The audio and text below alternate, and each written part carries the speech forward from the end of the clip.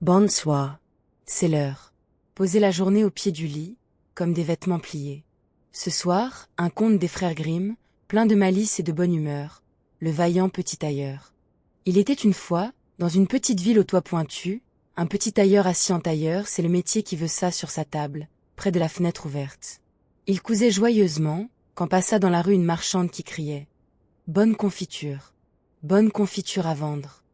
Le petit tailleur s'en fit servir un pot, se tailla une belle tartine, et la posa près de lui. « Finissons d'abord cette veste, se dit-il, la tartine sera ma récompense. » Mais l'odeur sucrée attira les mouches, qui s'installèrent sur la tartine sans la moindre gêne. « Ah, vous n'êtes pas invité. » Le tailleur attrapa un chiffon, frappa un grand coup, et compta, 7 mouches délogées d'un seul geste. « 7 d'un coup !» s'écria-t-il, épaté par lui-même. « Ça, le monde doit le savoir. » Et dans son enthousiasme, il se cousit une belle ceinture où il broda en grandes lettres « Sept d'un coup ». Puis, trop fier pour rester dans son atelier, il mit un vieux fromage dans sa poche, ramassa devant sa porte un oiseau tombé du nid qu'il mit dans l'autre poche pour le protéger et partit courir le monde, sa ceinture bien en vue. En chemin, il croisa un géant, assis contre une montagne. Le géant lut la ceinture, « Sept d'un coup ».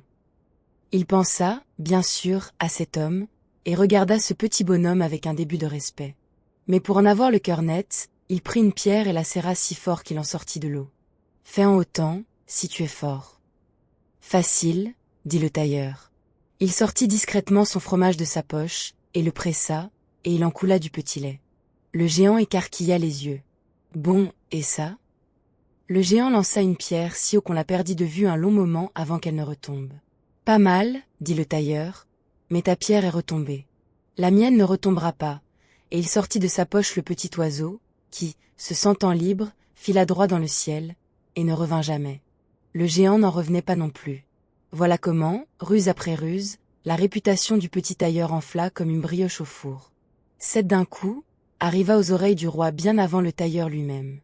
Et le roi, qui avait justement 2 soucis dans son royaume, se dit qu'un tel héros tombait à pic. « Vaillant tailleur, dit le roi, 2 géants pillent mes forêts, et nul n'ose les approcher.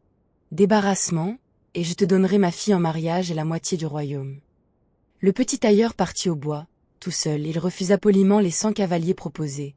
Celui qui en abat 7 d'un coup n'a pas besoin d'aide pour 2. Il trouva les 2 géants endormis sous un arbre, ronflant à faire tomber les feuilles.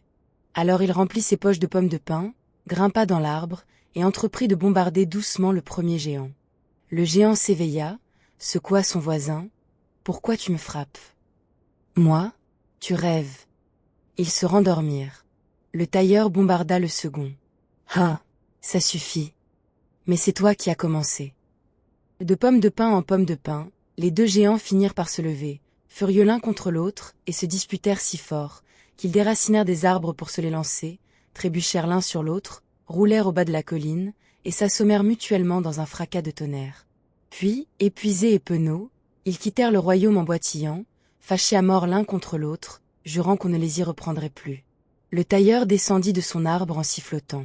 « Le travail est fait, sire. » Ils sont partis se fâcher ailleurs. Le roi, stupéfait, tint parole, les rois des contes tiennent toujours parole, c'est leur meilleur côté. Le petit tailleur épousa la princesse, qui le trouva d'abord bien petit, puis très drôle, puis tout à fait à son goût, car il la faisait rire chaque soir, et c'est une qualité qui ne rétrécit pas avec les années. Et s'il faut une morale, la voici, toute simple, la force ne fait pas tout. Une bonne idée, un peu d'audace et beaucoup de bonne humeur mènent plus loin que les muscles des géants.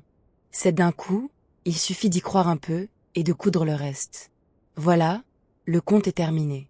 Les géants sont loin, le tailleur est roi, et la nuit est douce. Étirez-vous une dernière fois, laissez vos yeux se fermer. Bonne nuit, et à demain soir. Et avant de fermer tout à fait les yeux, si vous aimez ces histoires du soir, pensez à vous abonner, tout doucement, sans vous relever. C'est le meilleur moyen de retrouver la prochaine histoire, très bientôt. Merci d'être là, et dormez bien.